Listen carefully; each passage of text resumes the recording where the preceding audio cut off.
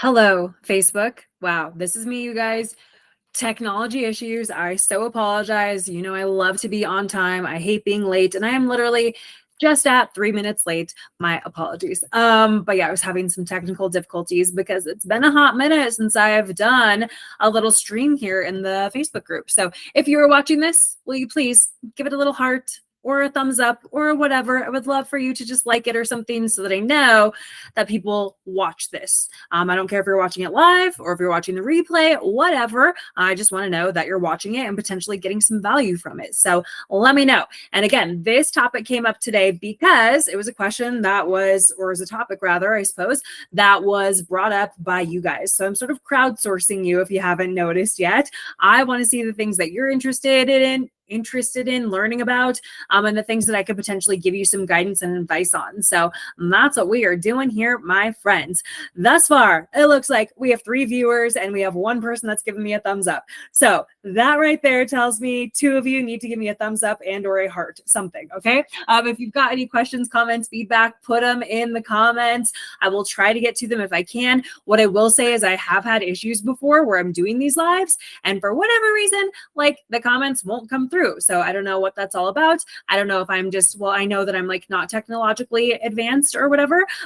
But what I will say is I don't know if it's a me problem or if it's a tech problem. I just know sometimes I don't get those comments right away when I'm on the live, but I will always try to address them after the fact. Okay. So anyways, let's do the damn thing, my friends. Today's topic, how to hit your protein goal even when you're not hungry. Okay. So what I've done here is I've prepared myself a little outline. Okay. I've got, I actually have something that I will share with you if you're interested in it at the end. I'm going to go through this topic. I'm going to give an overview of everything. I'll sort of go over my bullet points and whatnot. And if you want the guide that I created for this very topic, just let me know in the comments. Like, ooh, will you send me the guide? And I will be happy to do that for you. Okay. So let's keep this as tight as possible, because if you haven't already noticed, yeah, girl kind of goes off on tangents sometimes. She likes to talk about a lot of things, and yeah, squirrel. So let's do the damn thing. How to hit your protein goal when you're not hungry. So first and foremost, the first thing you need to do is calculate your protein goal. So let's do a little bit of math here. If you are somebody who you have a calculator on your phone at hand, or you're really good at mental math, or you got a pen and paper, let's calculate what your protein goal is. And perhaps you're somebody who you're like, girl, I already know my protein goal. I hit this many grams of protein a day, or at least I'm supposed to, right? So I will say the target that I like to get for everybody is a range. I'm never going to say you have to hit 150 grams of protein a day every single day, because that is just not real life. This very topic goes into exactly that, where there are some days you're going to be able to eat more, some days you're going to need to eat less. It just is what it is. So if you are calculating your protein goal, what we're going to do is you're going to aim for 0.7 to 1.2 grams of protein per pound of whatever your goal weight or target weight or ideal body weight is. Okay. That's going to look different for everybody. So I'm going to use myself as an example here. I am in the middle of I'm still in like a bit of a calorie deficit phase right now. Many of you are aware of the fact that I started this phase back in the middle of May. We are now at the middle of August. So I have been in a deficit for 3 months. And my goal over those 3 months, leading up to this half marathon that I'm participating in a couple weeks, is I wanted to go from about, I think it was like 166 pounds, and I wanted to weigh in at about 150 pounds for the half marathon. It wasn't like, oh, I'm going to start running a half marathon so that I can lose weight. It was, I know that if I'm lighter, like just a smaller body, I should be able to potentially run faster. And that is a goal that I have for this race. It just is what it is. I wanted to see if I could do better than the last time that I ran it. No, I'm not a serial half marathoner anymore. I used to be back in the day, but my husband and I did this race together 2 years ago in Kauai. It was his first half marathon, and we happened to be going back to Kauai this year to take a trip with my parents and my grandma. And so for that, we're like, well, we're going to be there anyways. I guess we'll do this race. And it was just fun for us to like have something. I say fun. It was cool to have something to like train for, because it just keeps us structured and disciplined, and is a goal that we're working towards. We are definitely goal-driven people. So you're welcome for the tangent. I told you I do that a lot. My goal weight was 150 pounds, and I was successfully able to achieve that. Right now, I'm hanging out somewhere around 147, 148. And so as I slowly raise my calories up over these next couple of weeks leading up to the race, I'll probably be leveling out at around 150 pounds. Okay. So my goal, 150 pounds. Again, we're going to calculate anywhere from 0.7 to 1.2 grams of protein per pound of that ideal body weight that I had for myself. So that's a pretty big range. If you do the math on that, that breaks down to 105 to 180 grams. So now I want you, if you haven't already, you need to go and calculate what is your protein range that you're going to be aiming for every day.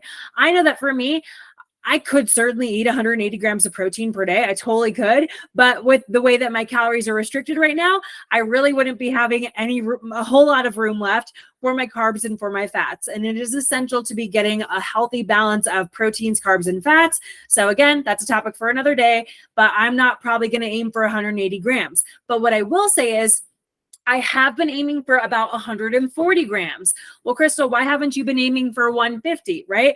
Because I'm sure a lot of you have seen and or heard that an easy way to calculate your protein goal is to simply do 1 gram of protein per pound of whatever that goal weight is that you have for yourself. So if I wanted to eat 100, or if I wanted to weigh 150 pounds, why wasn't I aiming for 150 grams of protein per day? Well, because again, you heard me say I still needed to have enough calories left over in my carbs and in my fats in whatever my calorie deficit calories were. And I specifically needed to have more carbs. Why? Because I'm doing an endurance activity. I am training for a long distance run. So the most important or the most efficient source of fuel for that activity is going to be carbohydrates. All right. So I was like, well, I can back off a little bit on protein, because being in this calorie deficit and being that I'm training for this race, I don't have to try to hit 150 grams per day. The goal right now is not muscle building. The goal was simply for me to at least be able to try to maintain as much muscle as possible while still recognizing that I needed fuel sources from carbs to train for my runs. So what I did is I dropped my protein intake goal down to be about 140 grams per day. So for that, again, 140 grams per day, still totally achievable. And I'm actually going to drop a reel, I think like tomorrow, that shows you exactly a day in the life of me getting 140 grams of protein and just the things that I was consuming. All right. So again, circle back, you are going to calculate your range. So here's what we need to know about ranges. You have a range for a reason. It's because for me, I'm not going to hit 140 grams every single day in this calorie deficit phase. So what do? I make sure that I at least hit 100 grams per day. And again, we're going to get into that conversation a little bit here later on. First and foremost, what I want to start off with is 3 different things that I'm going to recommend to you if you are somebody who is struggling to get in your protein. And again, if you have questions or anything, drop them. I see a few of you still watching this. Okay. So first, start eating and or drinking earlier. Okay. This is something that I see with people all the freaking time. They are simply not starting off their day early enough with getting some fuel sources into their bodies, right? They think it's a flex. They think it's like, oh, it's bragging rights. Like, I'm not actually hungry in the morning. I'm not hungry until noon. I'm not hungry till midday. And then I would ask, okay, so if that's the case and you're not hungry till midday, what does the rest of your day look like? Does that tend to lead you wanting to have more binges? Does that tend to lead you to have more cravings? Do you tend to overdo it because you have like been essentially starving yourself all morning and now you're like, oh, well, it's okay. I can make up for it because I didn't eat all morning. So now I'm going to eat like an asshole, have all these crackers and chips and desserts and cookies and candies. Right? It's one thing if like you truly just are not hungry. And I can say I can relate to not being hungry right now, because if you saw some of the content I put out last week, I did say that I am on a peptide. I am on a GIP, GLP-1, like this thing that actually suppresses my appetite, right? It is designed to do exactly that. It is designed to make it so that I have minimal to no hunger. So that's a totally different conversation. We'll come back to it here. But if you are truly not hungry because of a medical intervention, such as taking one of these peptides, then okay, that's a different story. And you are going to be one of those people who's going to benefit from this for sure. But if you're one of those people who's like, well, I'm just not hungry in the morning, and it's because you've literally just trained yourself to not eat until later on because you think you're putting yourself at an advantage. Like, oh, if I just don't eat in the morning, that means I can go eat it like an asshole all after afternoon or all evening, then you're setting yourself up for not success, right? My question to you would be like, how's that working out for you? Does not eating all morning help you lose weight? If it does, great, right? Because here's the thing, you can eat later on in the day and still eat in a calorie deficit. But if you're somebody who you're not actively eating in a calorie deficit, even though you're doing sort of intermittent fasting or whatever, then it's not working for you. Okay. You need a different strategy. Anyways, okay, let's go back to what I was talking about with eating earlier in the day. So if you're not eating your first meal until several hours after getting up, you're basically just shooting yourself in the foot and making it that much harder because you're now playing catch up all day. So I see people all the time. I have a client who she eats like a piece of sourdough bread with like some spread on it, and like that's her breakfast. Okay, I have no problem with that as long as she can get her protein in the rest of the meals that she eats throughout the day. If that's what works best for her, amazing. She has been doing pretty good at getting her protein in for the most part, but this is kind of an anomaly, right? If you, again, are somebody like myself, who I'm aiming for 140 grams of protein per day, then I need to be hitting a heavy hitting of protein early on in the morning. So I'm not playing catch up, because that is one of the biggest struggles that I see with people, is that they will not eat protein early on in the day and they think they're going to make up for it in their lunch and in their dinner. And in their lunch, they're having 3 ounces of boiled chicken breast, and in their dinner, they're having a hamburger. It's not a freaking enough. That is nowhere near enough protein to get you 100 plus grams of protein, which is going to be what most of you are going to need. So what can we do?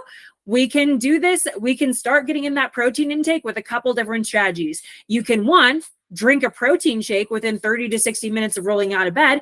And I definitely recommend that if you're somebody who's like, I just can't eat food first thing in the morning. It just makes me, like I literally feel sick if I'm going to. Liquid calories are your friend in a case like this, you guys. So I love my little 30 gram of protein, Fairlife protein shakes. Those are my jam. I absolutely love them.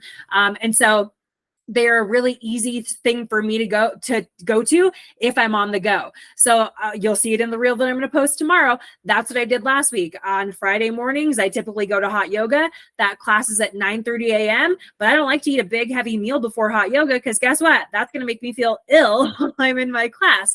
So instead, I drink my Fairlife protein shake on the way to class, and I'm good to go. So now I only have 110 grams left to catch up with in the rest of my actual meals that I'm going to eat throughout the rest of the day, instead of, it's already 11 o'clock and I just got home from yoga and I'm still trying to get 140 grams of protein. No, you start earlier. And again, liquid calories are an easy way to do that. And then the other thing, you could just make your first meal of the day protein packed. So the typical recommendation you're going to hear me say is get in your breakfast, and breakfast doesn't have to mean breakfast foods, right? But your breakfast is literally the meal that is breaking your fast. So have 30 to 50 grams of protein, or aim for about a third to half of whatever your minimum target is for protein. And so I'm going to come back to that minimum target. Remember, I told you for myself, for my goal weight of 150 pounds, an ideal range of protein at bare minimum is 0.7 grams of protein per pound of that goal weight 150. So that means my bare minimum needs to be about 105 grams of protein per day. Just to make it easy on myself, I say at least 100 grams, because it is very few and far between that I'm not going to get at least 100 grams of protein. It would have to be a very one-off situation, but 100 grams of protein should be the bare minimum for everybody. If you're trying to lose weight, if you're trying to build muscle, if you're trying to maintain your weight, if you're trying to have good health, better health, whatever, having at least 100 grams of protein per day, I promise you, is going to set you ahead of where you probably already are if you're somebody who's not actively shooting for that protein goal. And remember, there are so many benefits to protein. Not only is it going to keep us fuller for longer, but it's going to help us that if we are in a weight loss phase, primarily that weight loss will be coming in the form of body fat rather than muscle mass, because muscle is built off of the amino acids that come from protein. All right. So in order to try to maintain and or build muscle while trying to lose weight, you need to be hitting your protein, and you should be doing some sort of resistance training and weight bearing activities. Okay. So again, when I say make your first meal of the day protein packed with 30 to 50 grams of protein, beautiful. Love that. But we could also, again, just break it down to, all right, I need to aim for at least about a third to a half of my target. And then I promise you're not going to have to worry about playing catch up all day the rest of the day. My typical first meal is about 40 plus grams of protein because I have a big egg white omelet. And again, if you want that sort of resource that I put together that really summarizes this, so you're not having to hear me blabber, I will give you some actual examples in that guide that are going to show you different ways to approach getting that 30 to 50 grams. Okay. And again, if you're not hungry first thing in the morning, that's strange because basically you should have been fasting, AKA not eating, for probably 8 to 12 hours while you were sleeping. So it's weird to me that somebody could say, well, let's see, the last time I ate was 8 p.m. And no, I'm not hungry at 6 a.m., which is 10 hours later. Yet it's so bizarre that like you don't go from 6 a.m. till what's 10 hours later, like 4 p.m. saying, oh, I'm not hungry. All of a sudden, everybody needs fucking snacks all day, right? It's weird that you're not hungry when you slept and you were in bed for like 10 hours or whatever, but all of a sudden, all day, every day, we need a snack at 10 a.m. We need a snack at 2 p.m. We need breakfast. We need lunch. We need dinner. So that tells me you, again, have trained yourself to like just not be hungry in the morning. And it's not a flex, my friends. Okay. So I do want to take a moment here because I've got a couple of comments coming through. So my girl Cassie says, heat kills my hunger. Girl, yes, I totally get that. And so that, again, is going to be one of these advantages of having something like a ready-to-drink protein shake, like a Fairlife shake. It's going to be something like a smoothie of some sort where you can add egg whites to it. So that's a hack. If you guys don't know, you can have like the cartoned egg whites. They're safe for you to drink. You can put those into a smoothie. So you can make a smoothie with Greek yogurt. You can make it with protein powder. You can make it with egg whites. You can make it with a combination of all those things to get in more protein in a smoothie.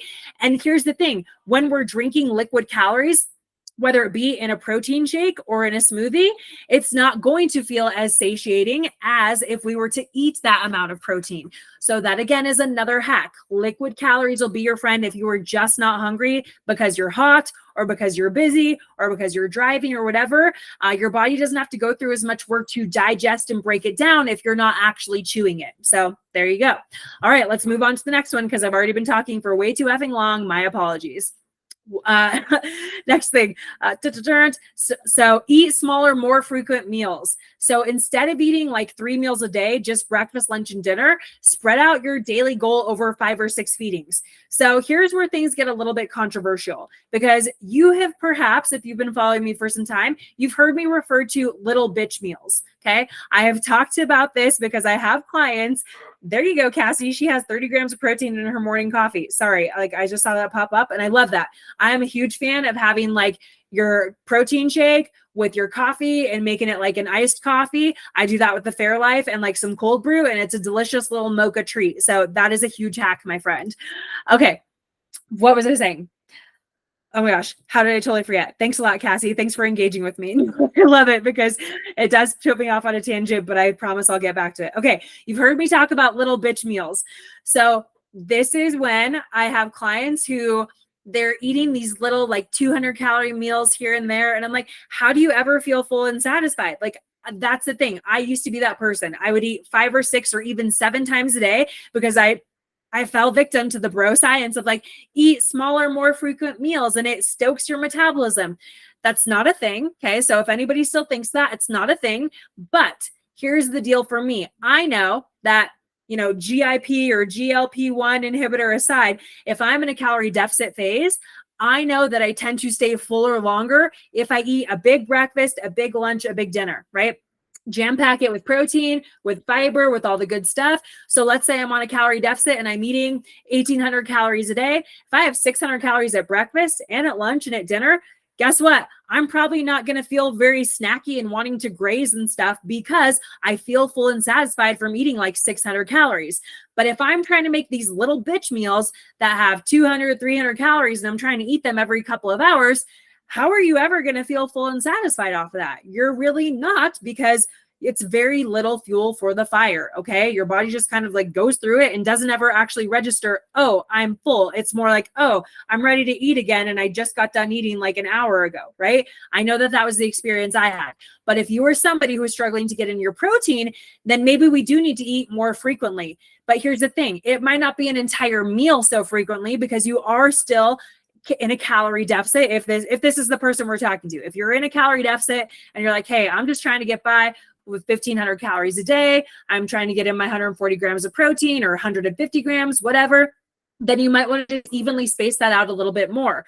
So you're having 150 grams, we'll have 3 meals and have 3 snacks. And that could look like something like, okay, I'm just going to make sure I get 25 grams of protein in all 6 of those meals / snacks, right? 25 grams at breakfast, at lunch, at dinner, as well as maybe in that morning protein shake, maybe in that afternoon snack, and then maybe in dessert. Maybe you're having a creamy or a protein shake to end your day there, okay?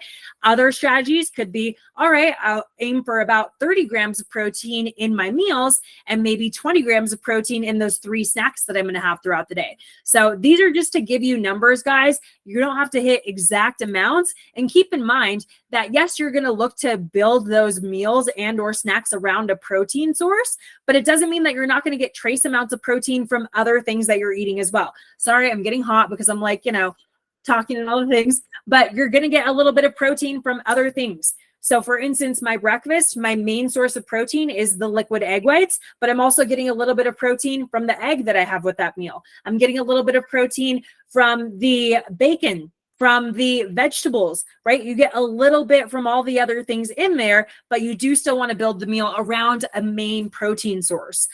So again, maybe your meals look like, okay, egg whites for breakfast, maybe lunch is chicken, maybe dinner is beef, but your snack might be just a couple slices of deli meat. Like I like to get the Columbus turkey slices and Columbus chicken slices from Costco. Those are my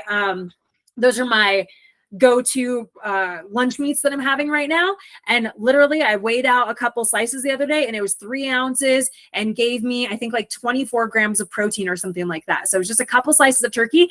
You don't need to make it into a full-blown meal, just go eat it. Okay. And so other things in those more frequent meals might be beef jerky, might be a meat stick. And again, these are things that you've heard me tell people, hey, if you're in a calorie deficit, we don't necessarily want to have the meat sticks and the jerkies and the protein shakes and stuff. Why? Because they're not going to keep you as full for as long as having whole food sources like actual chicken and burgers and steak and seafood and Greek yogurt and cottage cheese, right?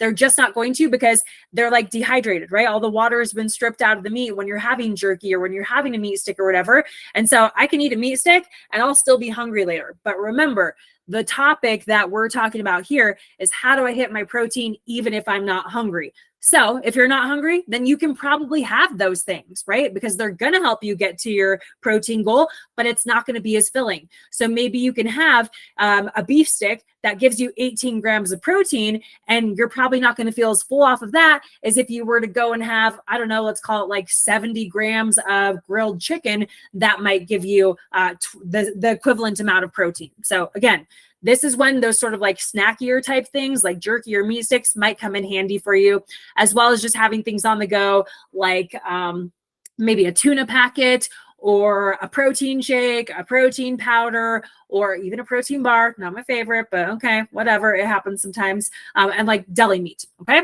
So we've talked about starting earlier in the day. We've talked about eating smaller, more frequent meals and or snacks.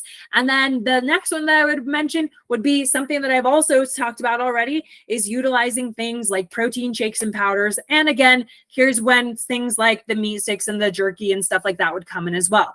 This is because liquid calories, they tend not to be as filling. When you mix a powder into another food, it's also not going to be as filling. So that's one of my big hacks is I hate the flavor of plain cottage cheese or plain Greek yogurt. They're fucking disgusting, you guys. And if you actually think that those things taste good, beautiful, Love that for you. Amazing. I think they're gross. So I like to make Greek yogurt and cottage cheese taste better by doing something like adding stevia to it, adding cinnamon to it. Obviously, I add in other things to make it taste good, stuff like berries and mini chocolate chips and chocolate rice cakes and all that stuff. But if you just want to get in more protein, just mix in a half to a full serving of protein powder, and it's not going to feel like a bunch of extra food because it's just a powder that's mixing up into that Greek yogurt and or cottage cheese. Okay. So with that, let's review again.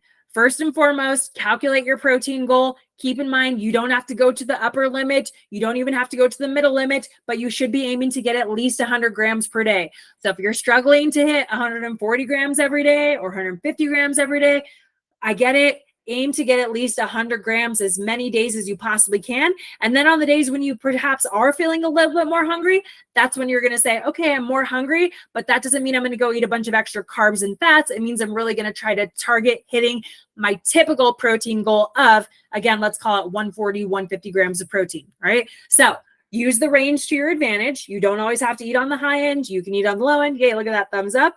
That's the first and foremost tip. The second tip is start eating and or drinking earlier in the day. And that's another one too, is okay, if you need to cap off your day because you're like, I tried to do as much as I could with eating real food, getting in whole foods, eating turkey and chicken and beef and fish and all that, but it's the end of the day, I'm like, I'm still short on protein. Great. Like try to drink a protein shake before you go to bed and you should be good. And that shouldn't be super disruptive to your sleep because it is liquid calories. Your body's not going to have to go through all that work of digesting it, which is one of the big things that I see from people is if they're eating too close to bedtime, it messes with their sleep because their body is in this state of trying to digest food, not trying to rest. Okay. We want to be in rest mode, not digest mode when it's time for bed. Okay. Second tip, eat smaller, more frequent meals. And I guess that was the third tip. And the last tip is utilize protein shakes and powders as needed, if needed. Okay. So like I said, if you are interested in the guide that I created about this, it's going to give you the breakdown of everything I just talked about, as well as I've got some visuals here. So literally doing some mixing and matching of different foods that'll show you sneaky ways. Just from what I'm seeing here, I'm not going to share my screen with you because I want you to ask me for the guide if you want it. But you're going to see how to get 48 grams of protein, 49 grams of protein, 30 grams of protein, 22, just in a couple of little easy meal ideas. And then I'm going to give you an actual game plan. I've got these ones that are mapped out for getting about 150 grams of protein in 3 meals and 3 snacks. I've got another one for getting it in 3 meals and 1 snack, another for 3 meals and 2 snacks, and another one for 3 meals and 3 snacks. So if you want that, drop it in the comments, let me know, and I will send it your way. I'll send you the link so you can get it. And I hope that this was valuable for you guys. Let me see if there's any last minute questions. Hey, what's up, Liz? Love seeing you on here, my friend. I love having you in this community, of course, being such a great supporter and an amazing coach to our clients. Ruth, thanks for being here. And Cassie, you the bomb. What's up, Kim? Okay, cool. I'm going to send those your way, you guys. I appreciate you being here. Let me know how else I can be of service to you. And as always, happy Friday, Junior.